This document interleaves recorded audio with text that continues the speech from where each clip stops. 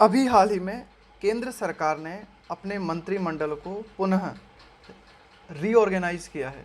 इसी संबंध में इस एडिटोरियल में हम बात करेंगे। न्यू फेज़, इसका मतलब है कि भाई एक नया दौर शुरू होता है। एक तरीके से cabinet shuffle aims to improve governance, कि भाई ये जो कैबिनेट में दोबारा से शफल किया गया है, यानी कि कुछ लोगों को हटाया गया है, कुछ नए लोगों को ऐड किया गया है। इसका उद्देश्य क्या है? इसका उद्देश्य है टू इम्प्रूव गवर्नेंस, कि एक तो शासन में सुधार आए, वाइल जबकि साथ ही साथ कीपिंग इन माइंड, इस बात को माइंड में रखते हुए, इस बात को ध्यान में रखते हुए पॉलिटिकल कंसिडरेशन। कंसिडरेशन का मतलब होता है यहाँ पे कंसिडरेशन का मतलब है ज़रूरत, कि भाई राजनीतिक ज़रूरतों को भी ध्यान में रखा गया है और इन बातों को ध्यान में रखते हुए कैबिनेट शफल किया गया है। द रिकॉन्स्टिट्यूशन का मतलब है एक तरीके से पुनः निर्मित करना of the union council of ministers, कि भाई जो केंद्रीय मंत्रिमंडल है इसे पुनर्गठित करना। कब हुआ ये काम? वेडनेसडे को हुआ। वाज गाइडेड बाय बोथ, तो ये जो काम हुआ कि भाई यूनियन काउंसिल ऑफ मिनिस्टर्स को पुनः जो है उसका रिकॉन्स्टिट्यूशन किया गया, तो इसको दिशा निर्देशन कहाँ से मिला? वाज गाइडेड बाय, है ना, किन बातों को ध्यान में रखा गया? Was guided by both political and administrative considerations. Editorial कहता है कि दोनों चीज़ों को ध्यान में रखा गया, राजनीतिक और प्रशासनिक ज़रूरतें, इनको ध्यान में रखते हुए नया आप कह सकते हो कि रिकॉन्स्टिट्यूशन किया गया यूनियन काउंसिल ऑफ मिनिस्टर्स का। एज मैनी एज, ये एज मैनी एज जो है ना, ये क्या है? एम्फेसिस के लिए आया है, जोर डालने के लिए, कि भाई कितने? 36, इतने। 36 न्यू फेसेस वर इंडक्टेड, कि भाई 36 नए चेहरे जो हैं उन्हें मंत्रिमंडल में प्रवेश दिया गया है। And 12 dropped from the council, और 12 जो पुराने चेहरे थे उनको हटा दिया गया है, उनको ड्रॉप कर दिया गया है, उन्हें काउंसिल में नहीं रखा गया है। Which now has 78 members. अब ये जो मंत्रिमंडल है, केंद्रीय मंत्रिमंडल है, उसमें कितने हैं? 78 सदस्य हैं, या आप कह सकते हो कि 78 मंत्री हैं। Just 3 shy of the upper limit of 81। Shy of का मतलब है यहाँ पे कम होना। Just 3 shy of the upper limit of 81। तो एडिटोरियल कहता है कि भाई जो अपर लिमिट है ना, मंत्रिमंडल में जो अपर लिमिट होती है, तो उसमें वर्तमान में कितने मंत्री हो सकते हैं? मैक्सिमम 81। तो एडिटोरियल कह रहा है कि भाई 81 से सिर्फ 3 कम हैं और 78 मेंबर्स हैं वर्तमान केंद्रीय मंत्रिमंडल में। इन 2014 में the Bharatiya Janata party began it's rule advertising, BJP ने अपना शासन शुरू किया इस बात का प्रचार करते हुए, यहाँ रूल का मतलब है शासन, it's 45 member council of ministers. 2014 में जब बीजेपी ने अपना शासन शुरू किया था, तो उस समय इस बात का प्रचार किया था बीजेपी ने कि भाई हमारा जो काउंसिल ऑफ मिनिस्टर्स है उसमें सिर्फ 45 मेंबर हैं, यानी कि कितने कम हैं।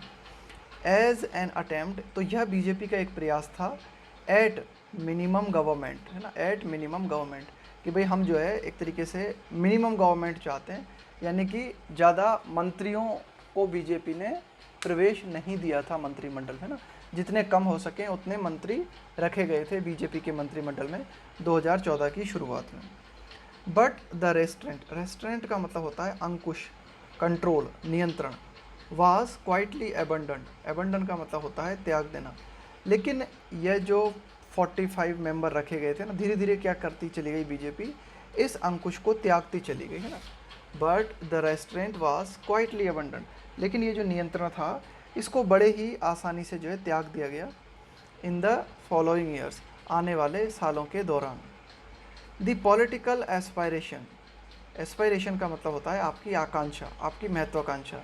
तो राजनीतिक महत्वाकांक्षाओं की बात हो रही है यहाँ पे। Of communities and regions are difficult to satiate, satiate का मतलब होता है संतुष्ट करना। इन अ कंट्री, एडिटोरियल कहता है एक ऐसे देश में, वास्ट का मतलब है विशाल, एंड डाइवर्स का मतलब है विविधता से भरा हुआ, एज इंडिया। एडिटोरियल कहता है कि एक विशाल और एक विविधता से भरा हुआ देश जैसा कि इंडिया है, ऐसे देश में जो है विभिन्न क्षेत्र हैं, विभिन्न कम्युनिटीज़ हैं, उनकी राजनीतिक जो महत्वाकांक्षाएं हैं उन्हें संतुष्ट करना आसान काम नहीं होता। Prime Minister Narendra Modi has made an attempt to make his council more diverse and representative. Prime minister Narendra Modi जो हैं, इन्होंने प्रयास किया है कि इनका जो काउंसिल है, यानी कि इनका जो मंत्रिमंडल है, यह और भी ज़्यादा विविधतापूर्ण हो और भी ज़्यादा रिप्रेजेंटेटिव हो। रिप्रेजेंटेटिव का मतलब है इसमें ज़्यादा से ज़्यादा जो है विभिन्न समाज के विभिन्न क्षेत्रों को प्रतिनिधित्व करने वाले लोगों को स्थान मिले। In a manner that fits is political priorities. तो ये जो काम किया गया है मिस्टर मोदी द्वारा, ये एक ऐसे तरीके से किया गया है जो कि उनकी राजनीतिक प्राथमिकताओं के अनुकूल है, उनकी राजनीतिक प्राथमिकताओं के अनुरूप है। द न्यू कॉम्पोजिशन, कि भाई ये जो नया, आप कह सकते हो कि ये जो नई जो संरचना है of the council is in step with. देखो, जब भी कोई चीज़ इन स्टेप विद होती है, मतलब किसी चीज़ के अनुरूप होना, किसी चीज़ से मेल खाना। The BJP is relentless. Relentless का मतलब होता है बिना थके, लगातार। एफर्ट्स टू रोप इन का मतलब होता है यूज़ करना, रोप इन का मतलब होता है यूज करना। OBC groups, Dalits and tribes people under its Hindutva umbrella politics. तो बीजेपी की ये जो हिंदुत्व पॉलिटिक्स है ना, इस हिंदुत्व पॉलिटिक्स में दलित लोग, जनजाति के लोग, ओबीसी के लोग, इनको जो है रोप इन किया जा सके, इनका इस्तेमाल किया जा सके, इनको शामिल किया जा सके। तो ये जो बीजेपी का रिलेंटलेस एफर्ट है ना, बिना थके लगातार जो बीजेपी का ये जो एफर्ट है, तो इस एफर्ट्स के अनुरूप ही है नया कंपोजिशन जो किया गया है ना काउंसिल का, वो is in step with this accommodation. Accommodation का मतलब होता है जगह देना किसी को। तो दिस अकोमोडेशन इज क्रूशियल का मतलब है important for the BJP to continue its dominance in UP, Bihar and other Hindi speaking regions. तो एडिटोरियल क्या कहता है, वेयर इन रीजन्स में caste tensions are simmering. Simmer का मतलब होता है धीरे धीरे पकना या धीरे धीरे उबलना। तो एडिटोरियल क्या कह रहा है कि भाई इन क्षेत्रों की अगर हम बात करें, यूपी है, बिहार है या अन्य हिंदी स्पीकिंग क्षेत्र है, यहाँ पे क्या है, जातीय तनाव जो है धीरे धीरे उबल रहे हैं। तो ये एडिटोरियल कहता है कि इस जातीय तनाव को शांत करने के लिए बीजेपी ने ये जो अकोमोडेशन किया है ना, यानी कि सभी लोगों को जगह दी है, तो ये बहुत ही महत्वपूर्ण है बीजेपी के लिए, ताकि बीजेपी का प्रभाव इन क्षेत्रों में बना रहे। न्यू इंडक्शंस, कि भाई नए जो लोग शामिल किए गए हैं। एंड एलिवेशन, एलिवेशन का मतलब होता है और किसी को ऊपर चढ़ाना, यानी कि किसी की पदोन्नति कर देना। Also signal a continued effort by the BJP. तो ये जो नए इंडक्शंस हैं या फिर जो पुराने लोग हैं उन्हें और ऊपर उनको पदोन्नति कर देना, ये किस बात का संकेत देता है, ये संकेत देता है a continued effort by the BJP to expand, कि भाई बीजेपी के द्वारा लगातार प्रयास जारी है टू एक्सपेंड, विस्तृत करने के लिए, its influence to new areas, है ना, कि बीजेपी लगातार अपने प्रभाव को जो है और ज़्यादा विस्तृत करना चाहती है नए क्षेत्रों में, जैसे कि वेस्ट बंगाल है या फिर नॉर्थ ईस्टर्न स्टेट्स है। इन राज्यों में भी बीजेपी अपनी पहुंच बनाना चाहती है। Bearing the continuing under representation of Muslim. Bearing का मतलब है को छोड़कर, को छोड़ते हुए, सिवाय इसके। कंटिन्यूइंग अंडर रिप्रेजेंटेशन ऑफ मुस्लिम, कि मुस्लिम्स जो हैं उनका पर्याप्त प्रतिनिधित्व को छोड़ते हुए, है ना। कंटिन्यूइंग मतलब ये तो लगातार जारी है क्या, कि जो मुस्लिम लोग हैं उन्हें बीजेपी मंत्रिमंडल में पर्याप्त प्रतिनिधित्व हासिल नहीं है। तो इसको अगर हम छोड़ दें तो the council is impressively representative of Indian diversity. तो वर्तमान जो मंत्रिमंडल है यह बहुत ही प्रभावी पूर्ण तरीके से भारतीय विविधता को दर्शाता है, उसे रिप्रेजेंट करता है। Governance issues might have been a factor in the axing of some of the ministers. Governance issue, कि भाई शासन से संबंधित मामले might have been a factor, एक कारक रहे होंगे। Might have been a factor का मतलब है कि भाई शासन से जुड़े हुए जो मुद्दे हैं वह एक कारक रहा होगा इन द एक्सिंग का मतलब है कम करना, of some of the ministers, कि कुछ मिनिस्टर्स को क्या किया गया, हटा दिया गया, कम कर दिया गया। जैसे कि मिस्टर हर्षवर्धन हैं, रविशंकर प्रसाद हैं, प्रकाश जावड़ेकर हैं, वर अमोंग दोज, ये उन लोगों में से थे who got the marching order. Marching order का मतलब होता है, अगर आपको आपका मार्चिंग ऑर्डर मिल जाता है ना, तो इसका मतलब है आपको डिसमिस कर दिया गया है, ये ऑर्डर आपको मिल गया। तो इन तीनों लोगों को डिसमिस कर दिया, और जाहिर तौर पे उसका कारण क्या नज़र आता है, अपरेंटली का मतलब है प्रत्यक्ष तौर पे, जाहिर तौर पे, for miss handling the pandemic, relations with global IT Giants and governmental communication respectively. हमने यहाँ पे लिखा हुआ रेस्पेक्टिव का मतलब होता है क्रमशः।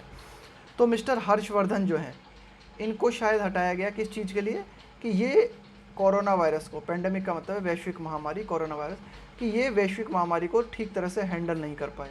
मिस्टर रविशंकर प्रसाद, इन्हें क्यों हटाया गया, relations with global IT Giants, है ना। ये आईटी जाइंट्स का मतलब है कि जो इंफॉर्मेशन टेक्नोलॉजी से जुड़ी हुई जो बड़ी कंपनीज है ना, उन्हें कहा जाता है आईटी जाइंट। जाइंट का मतलब होता है विशाल। तो मिस्टर रविशंकर प्रसाद जो हैं अपने रिलेशंस को ठीक नहीं रख पाए, किन लोगों के साथ, ग्लोबल आईटी जाइंट्स के साथ। और मिस्टर प्रकाश जावड़ेकर को हटाया गया कि वे जो है सरकार का जो कम्युनिकेशन है उसे ठीक तरह से मेंटेन नहीं कर पाए। न्यू इंडक्टीज, न्यू इंडक्टी का मतलब है जिस व्यक्ति को, न्यू इंडक्टी का मतलब है नया व्यक्ति जिसे प्रवेश दिया गया है। तो जैसे कि उनकी अगर हम बात करें, Ashwini Vaishnaw and Jyotiraditya Scindia have administrative skills that could prove valuable in crucial ministry. तो डिटेल कहता है कि इन लोगों की अगर हम बात करें, जैसे कि मिस्टर अश्विनी हैं, मिस्टर ज्योतिरादित्य हैं, तो इनके पास जो है प्रशासनिक, एक तरीके से इनके पास प्रशासनिक स्किल्स हैं दैट कुड प्रूव वैल्यूएबल, जो कि बहुत ही वैल्यूएबल साबित हो सकती है, जो कि बहुत ही मूल्यवान साबित हो सकती है कुछ महत्वपूर्ण मंत्रालयों में। दैट दे नाउ हेड, कि भाई जिन मंत्रालयों का हेड इन्हें बनाया गया है, उन मंत्रालयों में इनके पास जो स्किल्स है वह बहुत ही वैल्यूएबल साबित हो सकती है। Individual talent and accountability, accountability का मतलब होता है जिम्मेदारी, रेस्पॉन्सिबिलिटी, कि भाई व्यक्तिगत प्रतिभा की अगर हम बात करें, and accountability both can only be contextual. Contextual editorial कहता है कि भाई अगर हम व्यक्तिगत प्रतिभा की बात करें और जिम्मेदारी की बात करें, तो इनको आप किसी पर्टिकुलर संदर्भ में ही बात कर सकते हो इन चीज़ों की। And in a highly centralize system, editorial ये कहना चाह रहा है कि भाई ठीक है इनमें टैलेंट तो है, लेकिन इनको खुल के काम करने दिया जाएगा तब ना। And in a highly centralize system they become immaterial. तो ये एडिटोरियल कहना चाह रहा है कि कोई भी केंद्रीकृत जो व्यवस्था होती है, उस व्यवस्था में क्या होता है, जो टैलेंट वाला व्यक्ति भी होता है ना, उसका भी कोई महत्व नहीं रह जाता। दे बिकम इमटेरियल, है ना, वे अमहत्वपूर्ण हो जाते हैं। The ministers must be empowered to plan and take decisions in their respective areas, कि भाई जो भी मिनिस्टर्स हैं उनको सशक्त बनाया जाना चाहिए, to plan and take decisions in their respective areas, कि भाई जिस क्षेत्र का जो मिनिस्टर है उसे इतनी ताकत होनी चाहिए कि वह अपने क्षेत्र में प्लान बना सके, अपने उसका जो विभाग है उस विभाग से जुड़े हुए डिसीजन ले सके, है ना, इन देयर रेस्पेक्टिव एरियाज, उनके जो भी रेस्पेक्टिव एरियाज हैं।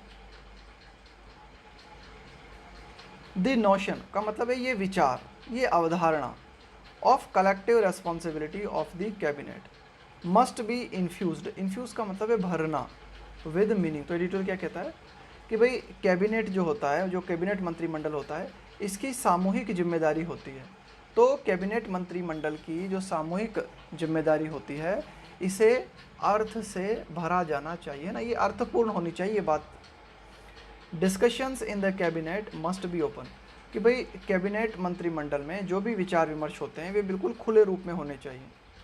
Proposals that come for the cabinet's consideration, यहाँ पे कंसिडरेशन का मतलब है विचार विमर्श, कि जो भी प्रस्ताव कैबिनेट जो मंत्रिमंडल है उसके विचार विमर्श के लिए आते हैं, must go through, go through का मतलब है गुजरना, रिगरस का मतलब है बहुत ही, मतलब आप कह सकते हो कि बहुत ही पावरफुल तरीके से, टेक्निकल वेटिंग का मतलब है, वेटिंग का मतलब है एग्जामिनिंग, परीक्षण करना, एंड वाइड पॉलिटिकल कंसल्टेशन। तो एडिटोरियल कहता है कि जो भी नए प्रस्ताव आते हैं कैबिनेट के विचार विमर्श के लिए, उनमें क्या होना चाहिए, उन बातों की या उन प्रस्तावों की बहुत ही तकनीकी रूप से, बहुत ही ज़बरदस्त तरीके से, यहाँ रिगरस आया, बहुत ही ज़बरदस्त तरीके से उनकी जांच की जानी चाहिए, और व्यापक स्तर पर, वाइड पॉलिटिकल कंसल्टेशन का मतलब है और क्या होना चाहिए कि व्यापक राजनीतिक विचार विमर्श होना चाहिए उन मुद्दों पर।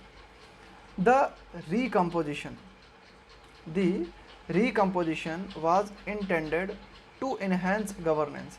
रिकम्पोजिशन कि भाई ये जो एक तरीके से नया गठन किया गया है मंत्रिमंडल का, इसका उद्देश्य क्या था? इंटेंड का मतलब उद्देश्य है ना, क्या था इसका इंटेंशन? इनहेंस गवर्नेंस कि भाई जो शासन है उसमें बढ़ोतरी हो। इनहेंस का मतलब है बढ़ाना। रेव अप द इकोनॉमी है ना, एंड फ्यूल है ना, रेव अप द इकोनॉमी कि इकोनॉमी को और ज़्यादा एक्टिव करना है ना। रेव अप का मतलब यहाँ पे किसी चीज़ को और ज़्यादा एक्टिव करना है ना, किसी चीज़ को और ज़्यादा बढ़ाना। रेव अप द इकोनॉमी, और अर्थव्यवस्था जो है उसे और ज़्यादा एक्टिव बनाया जा सके। And fuel the BJP's political march. Political march का मतलब है यहाँ पे आपका राजनीतिक कदम, आपकी राजनीतिक चाल, और बीजेपी की जो राजनीतिक चाल है उसे ईंधन मिल सके। अहेड ऑफ के पहले crucial state elections and the 2024 Lok Sabha election. Crucial का मतलब है महत्वपूर्ण कि भाई आगे आने वाले समय में महत्वपूर्ण राज्यों में जो है चुनाव होने हैं, 2024 में लोकसभा इलेक्शन होने हैं।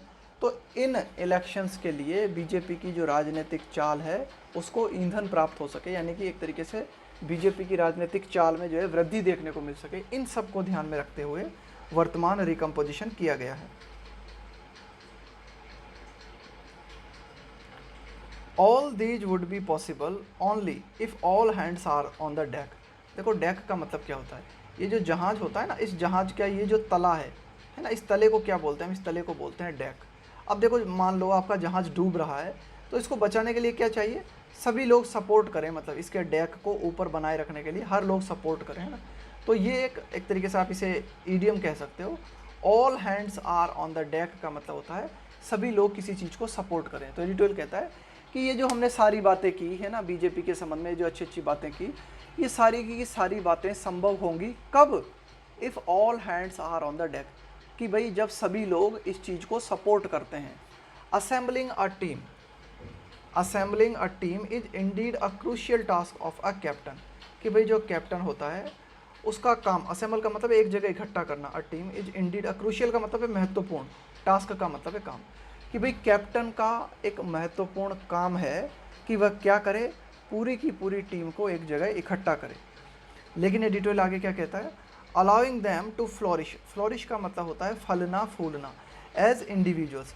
लेकिन जो टीम बनाई गई है उन टीम में प्रत्येक व्यक्ति अपने व्यक्तिगत स्तर पे काम कर सके, व्यक्तिगत स्तर पे फल फूल सके, वाइल प्लेइंग, खेलने के दौरान। कि भाई ठीक है टीम बना दी आपने, लोगों को एक जगह इकट्ठा कर दिया, लेकिन जब खेलने की बारी आई तो प्रत्येक व्यक्ति जो है वह स्वतंत्र रूप से खेले, उसके ऊपर कोई दबाव नहीं होना चाहिए।